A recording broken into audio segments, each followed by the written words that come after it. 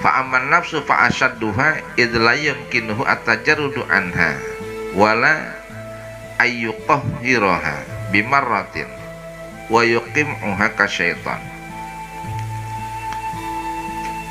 Wa amman nafsu fa asyadduha id la yumkinuhu at-tajarrudu anha. Maka bermula nafsu. Nafsu ini adalah paling berat-beratnya rintangan. Nafsu adalah rintangan yang paling terberat. Kenapa? Karena idza yumkinuhu at-tajarrudu anha. Karena seorang hamba tidak mungkin dia akan menjauh dari nafsunya.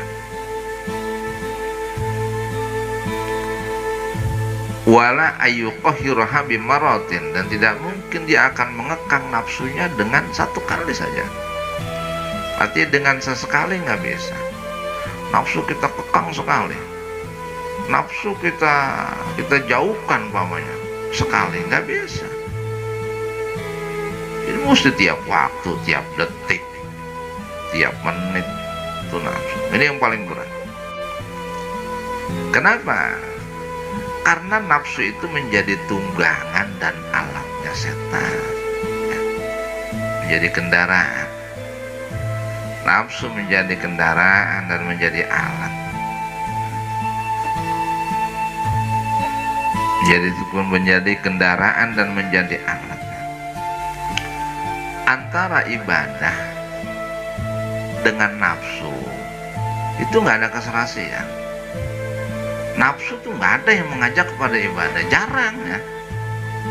Nggak ada, hampir memang itu bertentangan, dua hal yang bertentangan.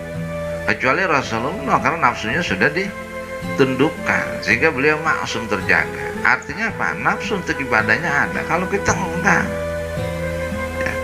Nafsu dengan ibadah sesuatu yang berlawanan ya. Sesuatu yang berlawanan, sehingga apa? Nafsu itu oleh setan dijadikan alat dan dijadikan kendaraan gitu. Dijadikan kendaraannya dalam diri kita nih oleh setan itu. Dan tidak ada keserasian antara nafsu dengan ibadah, tidak ada kecocokan, tidak sejalan. Kenapa? Idhiya majbulatun ala diddil khair. Karena nafsu itu berwatak kebalikan daripada kebaikan. Nafsu dibagi-bagi, nafsul mutmainnah, nafsu amarah, nafsun yang la'amaratun bisu. Ya, nafsu yang mengajak kepada keburukan, dosa, maksiat. Nafsu amarah, emosi, marah, itu nafsu juga. Dampak dari marah mesti kejelekan. Ada nafsu yang tenang. Ini nafsu yang sudah mapan ya, bisa diajak kompromi lah bahasanya. Itu orang-orang soleh yang bisa begitu. Itu tiga tuh nafsu kan. Maka seorang hamba butuh untuk mengendalikan nafsu. Dikendalikan dengan apa? Bilijami taqwa, dengan kendali takwa. Supaya apa? Litabqalahu fala tanqati'u wa tanqadu lahu. Ditabqa supaya apa? Supaya nafsu itu tetap lahu bagi seorang hamba, supaya tetap ada ya, tetap mengikuti seorang hamba. Tapi tapi nafsu itu tidak menjadi apa? Tidak menjadi kesombongan.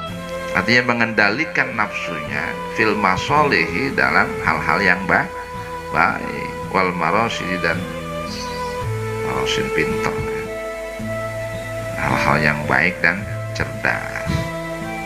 Wa yamna'uha min mahaliki, dan seorang hamba dapat mencegah nafsunya min mahaliki wal mafasidi, dari hal-hal yang merusak, wal mafasidi, dan hal-hal yang dapat membinasakan dia.